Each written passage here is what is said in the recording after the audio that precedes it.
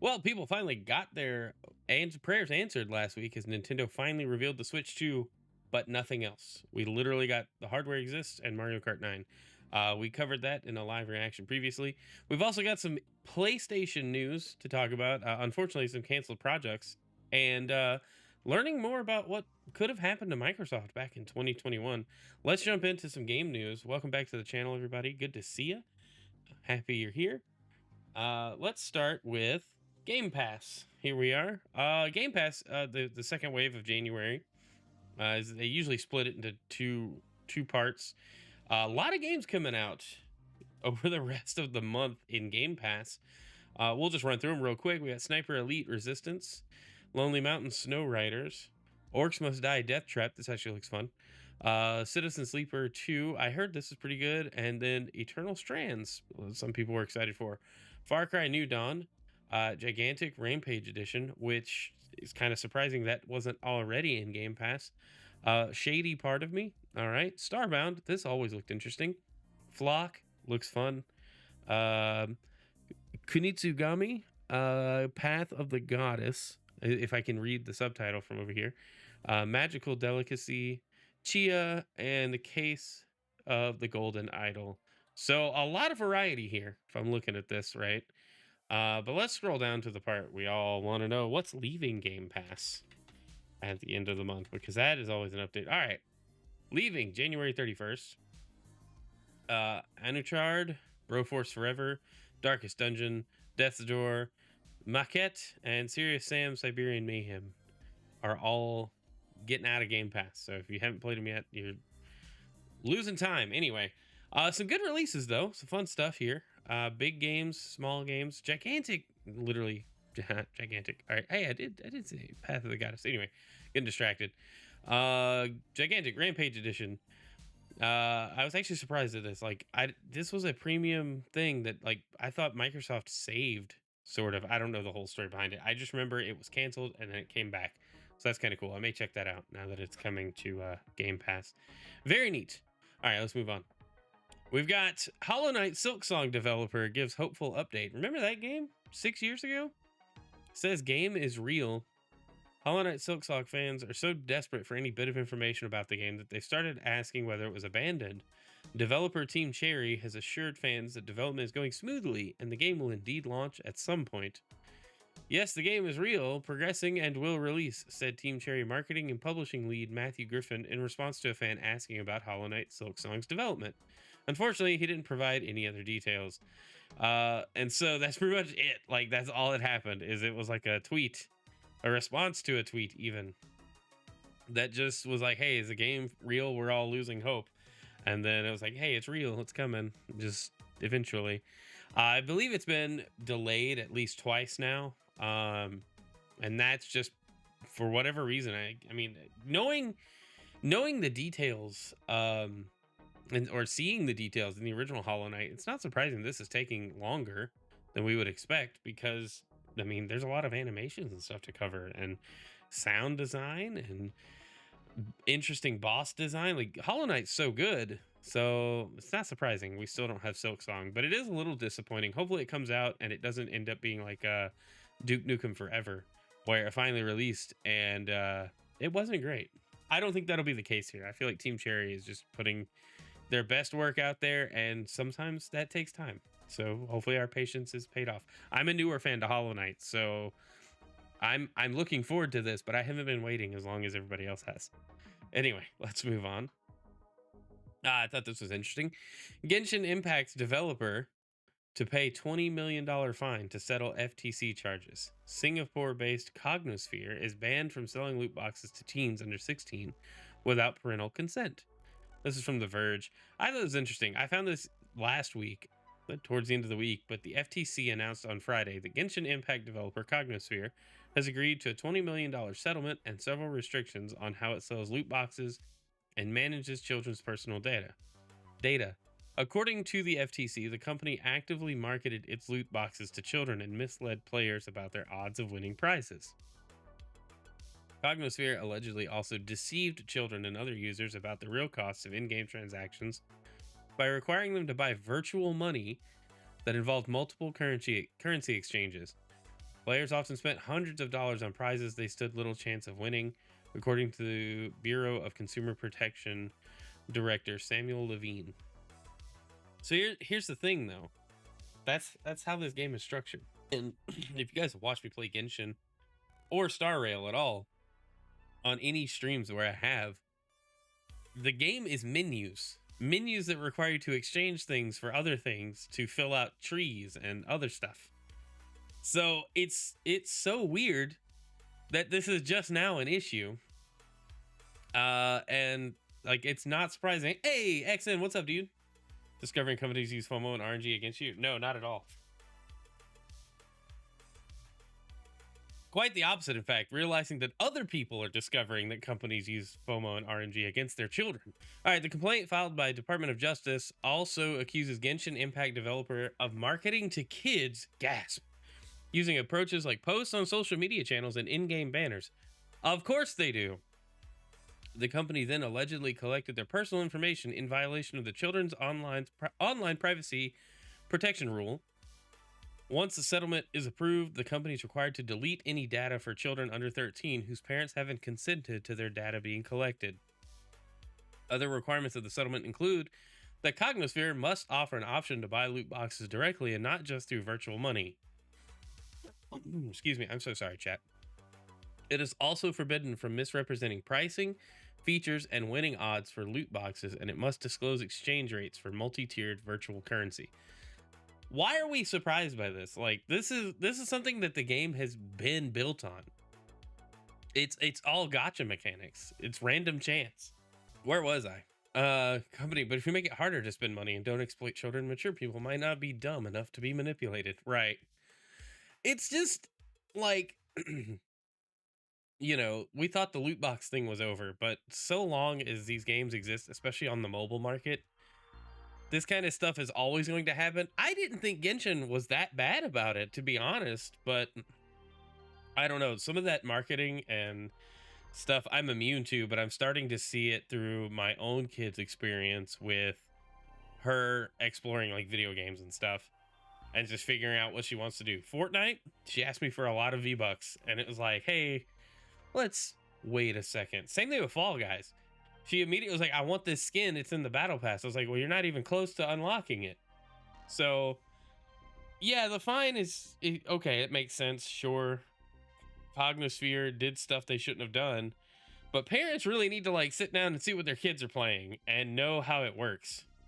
Did a video a while back about Christians and gacha games, and there are a lot of tricks. Dude, there are. It's a ton of stuff. You just have to realize, like, hey, the game is free, which means there are other ways they want to get your money, and it's way more expensive than just buying a game, you know? But I just thought it was wild to see how they took this long for some kind of lawsuit to come up. The complaints are really specific, but parents need to parent their kids, man. You gotta know what your kids are up to. Let's go on to our next topic. All right.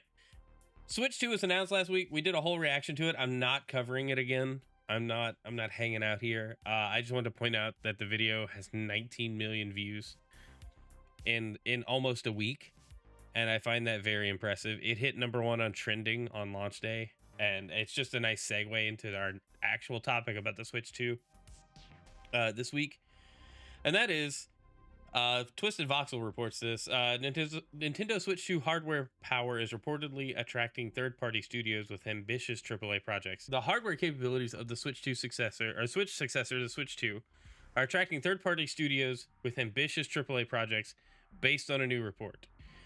In a new video on his YouTube channel, content creator Pedro Henrique, also known as Brazil on social media, discussed the hardware capabilities of the Nintendo Switch 2 in relation to potential support from third-party studios. He mentioned hearing that upcoming console, that's a weird sentence, is powerful enough that basically every third-party publisher is considering supporting it with most ambitious AAA titles.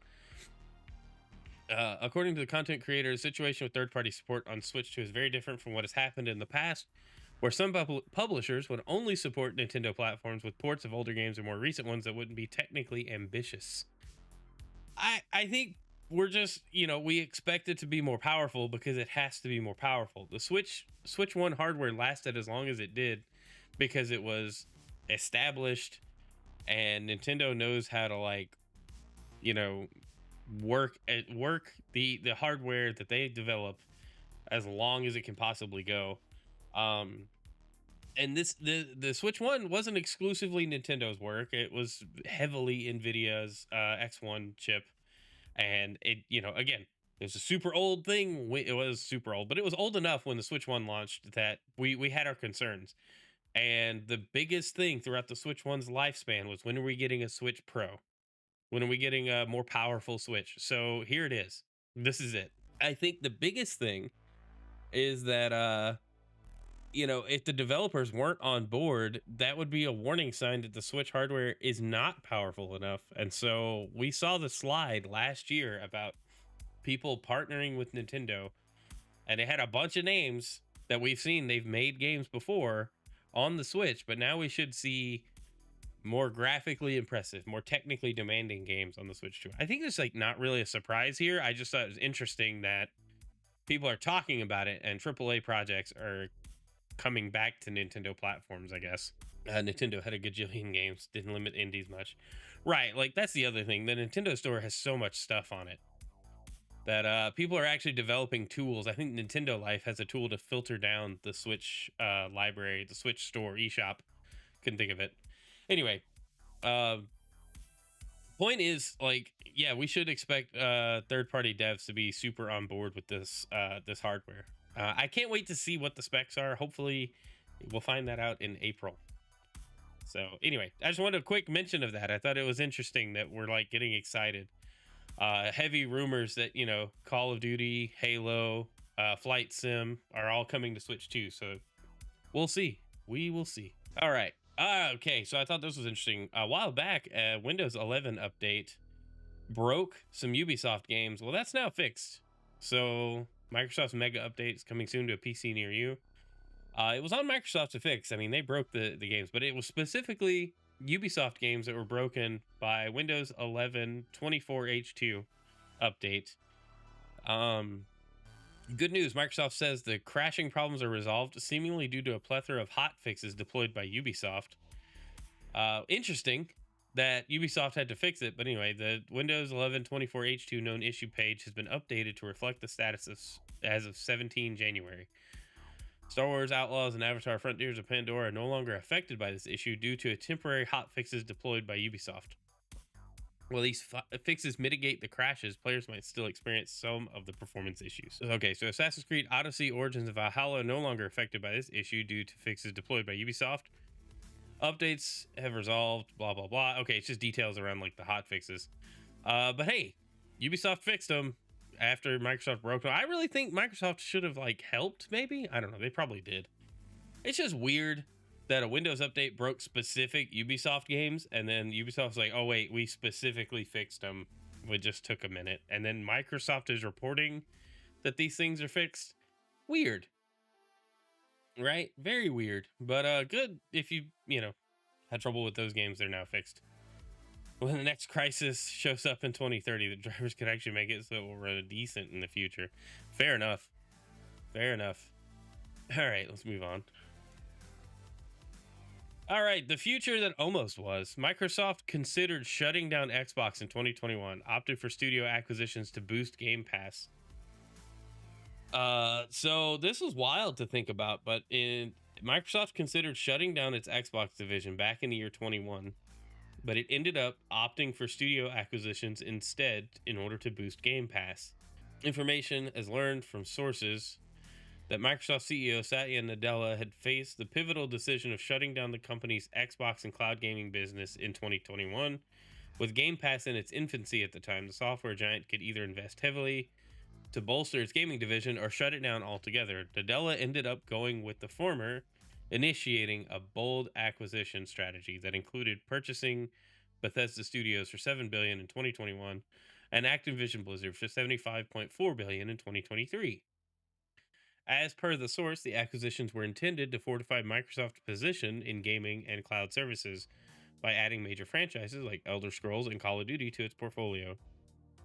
The company aimed to make Game Pass indispensable to gamers, thereby driving subscription growth. However, convincing top game studios to participate in Game Pass has proven challenging. Despite offering fees to include their titles in the service, many developers remain hesitant.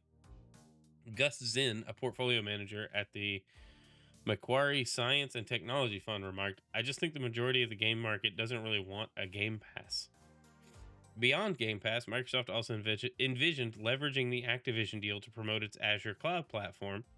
The hope was that game developers would shift to Azure for their cloud needs. However, despite the acquisition, Call of Duty developer continues to rely on rented servers from Google Cloud and Amazon, Amazon Web Services for games and its own servers for development. Interesting. Based on the details shared before finalizing the Activision deal, Microsoft had set a target of over 100 million subscribers by 2030, a goal that requires tripling its current subscriber base within 5 years. Achieving this necessitates an unrealistic annual growth rate of 40%. All right, so anyway, welcome back. Yeah, so the push for Game Pass now makes sense, and the whole "this is an Xbox" campaign, which we continue to make fun of, and we'll always make fun of because it's weird and awkward. But it could have just gone away entirely, and then nothing would be an Xbox except old Xboxes, and that would be it. So there you go. That's very interesting. We almost lost the entirety of Xbox back in 2021 when everything else was being shut down. It could have been Xbox. All right, moving on. Okay, so guys, remember when TikTok shut down? Well, also Marvel Snap shut down. Well, they finally came back, and they are now looking for a new publisher because, hey, we don't want that to happen again. So now that Marvel Snap is back, and people are, I was shocked when I saw Snap was taken off over the weekend, taken offline. I was like, what of all the things? Why would, it's owned by ByteDance. So publisher Newverse is a ByteDance owned company. At this time, developer Second Dinner said that the ban was every bit as much a surprise to Marvel Snap team as it was to players too. It went on to state it would do everything it could to get the game back up and running as quickly as possible. Second Dinner has now achieved this, and Marvel Snap is back online in the US. I think that just goes with the whole TikTok server swap that happened over the weekend as well during the shutdown. The developer is now working to bring more services in-house and partner with a new publisher to ensure this kind of surprise ban does not happen again. Calling this move the start of a new era for the card game. Yeah, I bet so. Marvel Snap team acknowledged that players may have more questions and answers. However, it assured its followers on social media that it would keep them updated with more details on the matter as soon as possible. There are still some remaining issues following Marvel Snap's suspension. Replying to users on X, Second Dinner said it is still working on restoring the game's App Store availability, adding, "This may take some time." It additionally noted in-app purchases remain unavailable, but the team is working on it. In the meantime, it said web shop purchases are all in working order, so players can go there for now. Excuse me. So yeah, if you deleted any of the ByteDance apps that went down over the weekend, they are still off of the app stores as far as I know. And that's because they have to resubmit and get reapproved, and that's a process that takes time. So all of those apps have to be like re-added back to the store, and there's not just like we'll just flip a switch and it comes right back. It's like a whole resubmission process. If this TikTok snafu causes American game developers to stay in North America, I'll take it. I agree. Like that's actually a positive. That maybe we won't rely on outside companies to host games built for. Yeah, I mean, obviously these games are worldwide, right? And I'm not going to deny that, but at least have in-house servers or in borders. I don't know how I want to say domestic servers for each region. So if something does get taken offline, it's like, well, not this one because it's owned by us in the States or whatever. I don't know how that works. Just to be real honest, it's very weird. But yes, very unusual. Good to see that they recovered. But yeah, I could see them moving away from any company with a lot of toxicity around it, or at least a target on its back. However you feel about TikTok or ByteDance, it's ridiculous that so many things were affected by one app being taken offline. Let's move on to the next topic. All right, if anyone feels bad about this, you need to reevaluate your life. But EA Origin app shuts down in April. It will not be missed.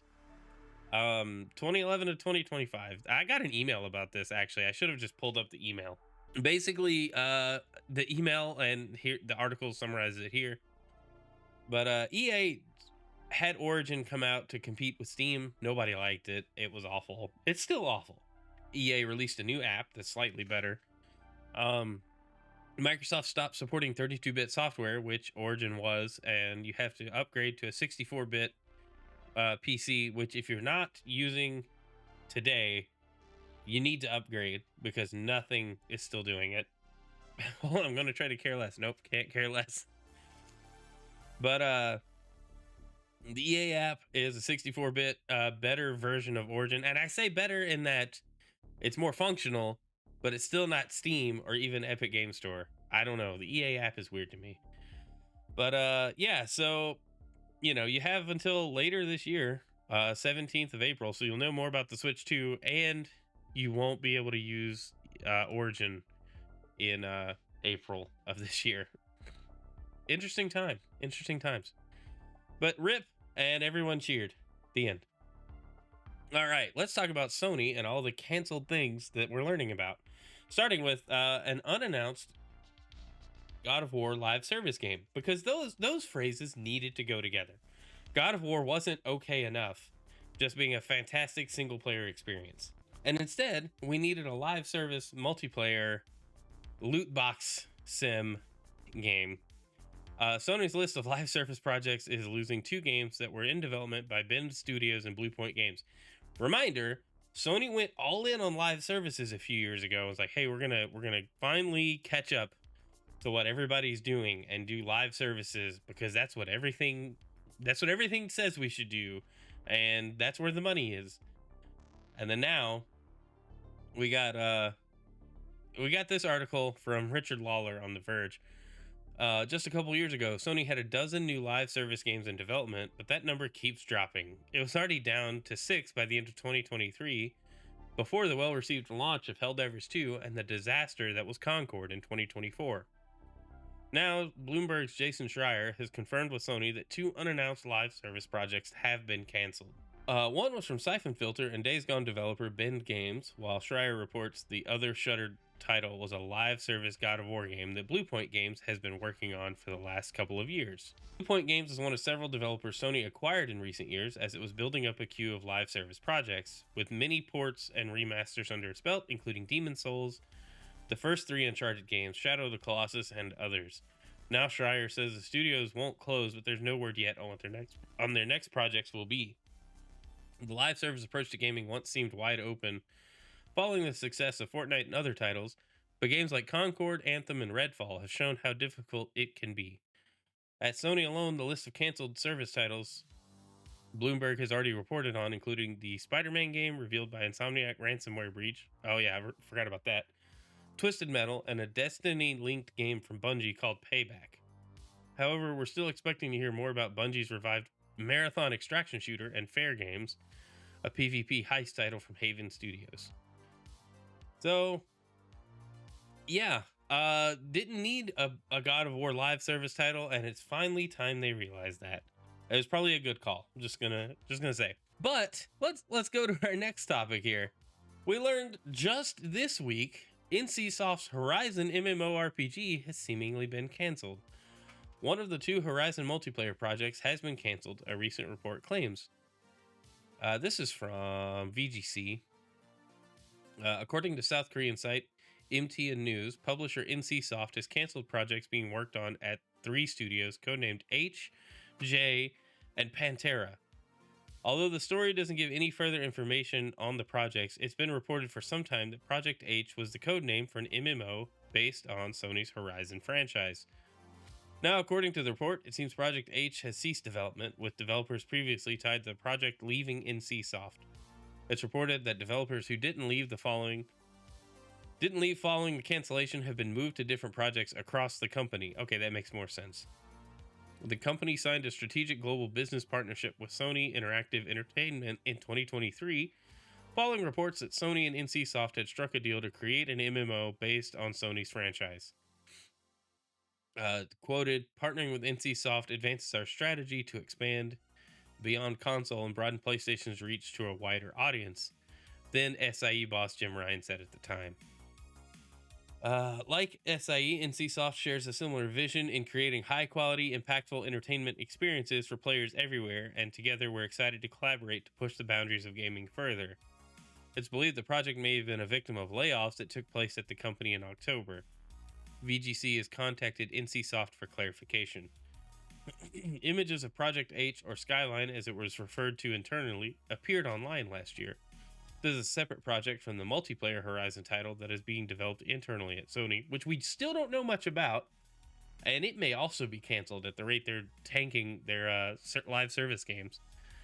Guerrilla announced in December 2022 that it was working on an online game set in the Horizon universe, featuring a new cast of characters and a unique stylized look.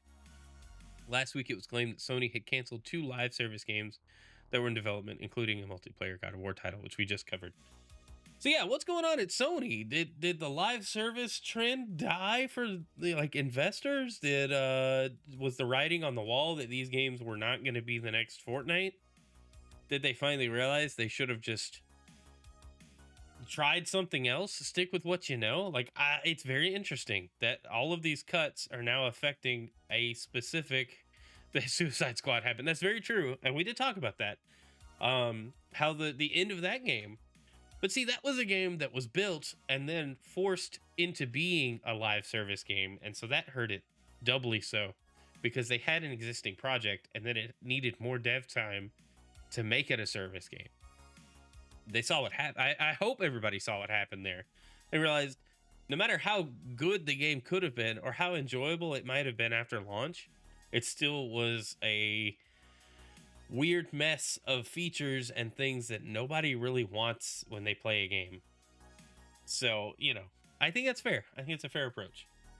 But yeah, very odd goings on at Sony. I wonder how many more cancellations we'll hear about industry wide throughout the year. But this is just so many all at once. So say super expensive ultra shooter we talked about Concord earlier that showed up and then left promptly. All right, but anyway, let's move on. That's it. Okay, I didn't know how many articles we had. I've been trying not to die most of this episode. Thanks for checking out the game news with me as I bring this one to a close. That's it. What do you guys think? Is Sony in trouble without having any live service titles to talk about? Now, if you're watching this on YouTube, obviously it's not live, so drop a like on the video, leave a comment, let me know what you think of any of these stories, or I guess anything on your mind, whatever. And we'll catch you on the next episode of Game News next week. See ya.